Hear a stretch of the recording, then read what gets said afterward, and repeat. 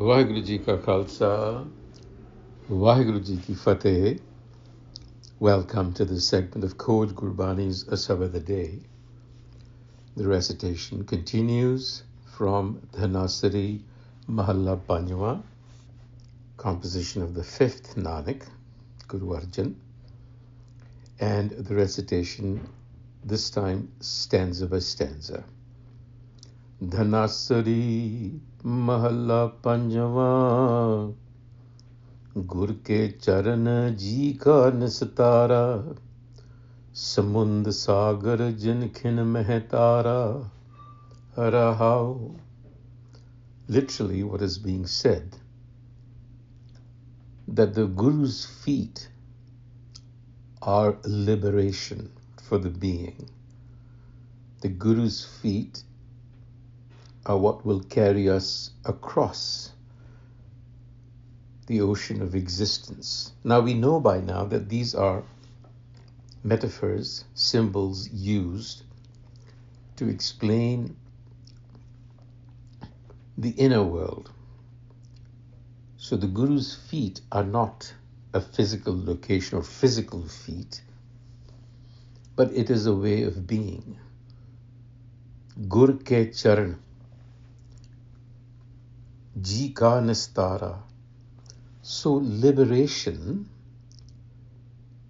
for the being, for the individual, consists in Gur ke Charan.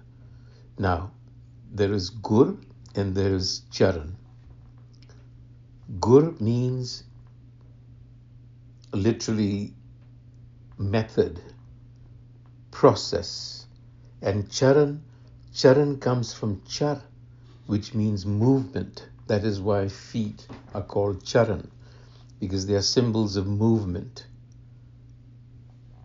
So what is being said is that the liberation of the human, liberation from what? From Samunda Sagar, which is really a way of describing the world of the ego, the world that we currently experience. Samund Sagar Jinkhin Mehtara.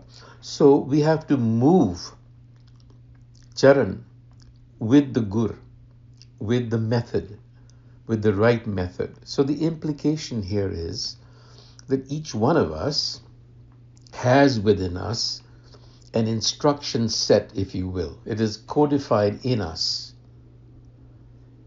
And so we have to move with that instruction. That is Gur ke Charan. And that is what will lead you to the road to liberation. And that is what will cause a successful movement through life. And then in the verse following, Koi hoa kram rapt koi tirath naya, dasi har ka naam te aaya. Koi hoa kram. That means he's now talking about various practices. Koi hoa kram rapt koi tirath naya. So some are absorbed in ritual practices, karam. Rapt is to bathe at pilgrimages. Tirath naya, is pilgrimage. So koi hoa karam rapt. Rapt is absorbed, to be absorbed in karams, rituals. Some tirath naya, bathing at pilgrimages.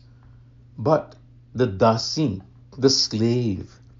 If you recall, Gurbani posits a master-slave relationship that's going on. So, as slaves to the master, we are meant to move forward with Gur ke Charan, which is now here being explained as Naam te aaya.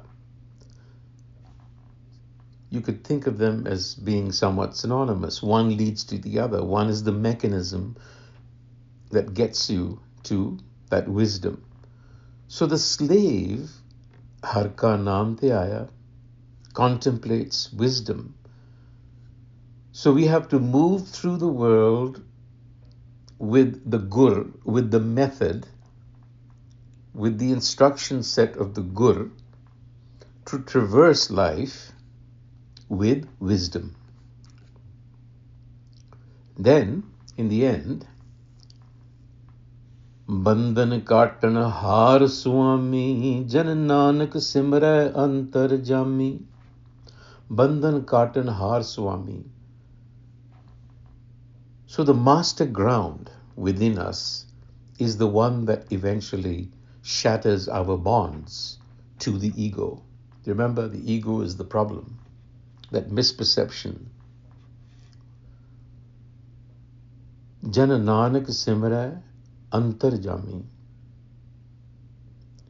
So Nanak, the Jan, the servant, and the servant that realizes actually meditates on the inner knower, the antarjami,